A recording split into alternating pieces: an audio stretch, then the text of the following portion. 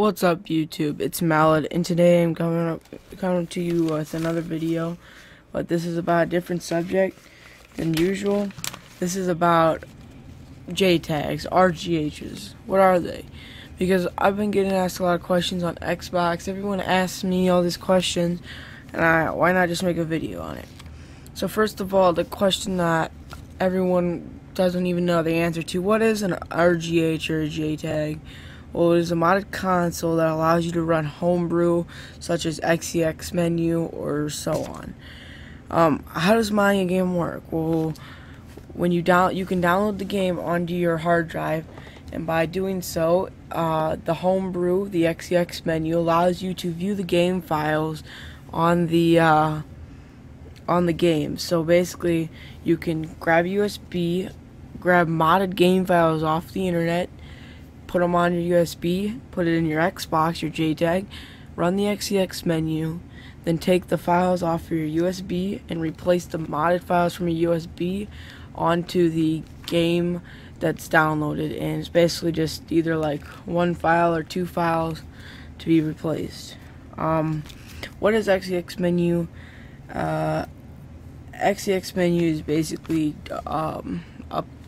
a piece of homebrew equipment that allows you to do what I just said. Basically, view your hard drive, view everything that's on it, view just everything.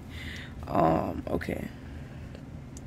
What's the difference from an RGH and a JTAG? First of all, an RGH stands for recyclage. A recyclage, basically, there's a little chip inside that resets the console, and that's why some recyclage consoles take longer to start up, is because the chip takes a while to load. And then a JTAG is basically when the wires are on the motherboard, and the only bad thing about JTAGs is that they're hard to find, and they cost a lot of money. Not just that, there's not a lot of people that can even JTAG it, because that's being a certain dash. But with an RGH, you can dashboard. I mean, you can make an RGH pretty much at any dash anytime you want. And yeah. So do motherboards matter of what type it is?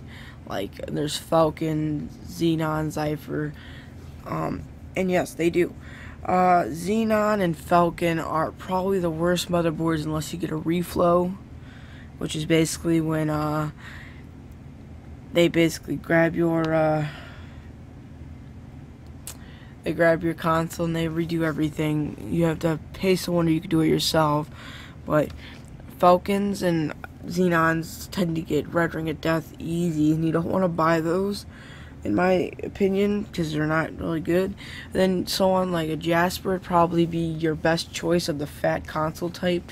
But then if you can afford a slim, such as the Corona or the Trinity or so on, I would go with one of those.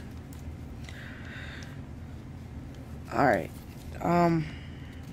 what's better, a JTAG or an RGH? Well, obviously a JTAG, because the wires are on the motherboard and they're wired in, and a JTAG will always be a hack of the console. With an RGH, the RGH won't always be a hack of the console. It'll eventually get patched. It's possible to get patched, but obviously not with Xbox 360. What does it cost to get online? To get online, you have to have a KV, which is range around from $20 to $25, and then you have to have stealth, which Xbox Live Stealth is $20 for a day, and yeah, it's quite expensive for just a day. And then you have to rebuy everything if you don't buy more than just a day of stealth. What is a KV/key vault? Because that's what KV stands for. A key vault is basically the file that tells you if your Xbox 360 is banned or not. Now, with the XMenu, you can replace the key vault by taking it from your NAND and replacing the key vault with an unbanned one. That's why it costs so much, because people are pulling key vaults off of unbanned Xboxes and selling them for money. how to tell someone's legit. If you're buying off of someone online, ask them if they have an A or B motherboard, because as we just went over, motherboards are such as like Falcon and whatnot. If they answer A or B, they're wrong, because they don't. There's no such thing as an A or B motherboard.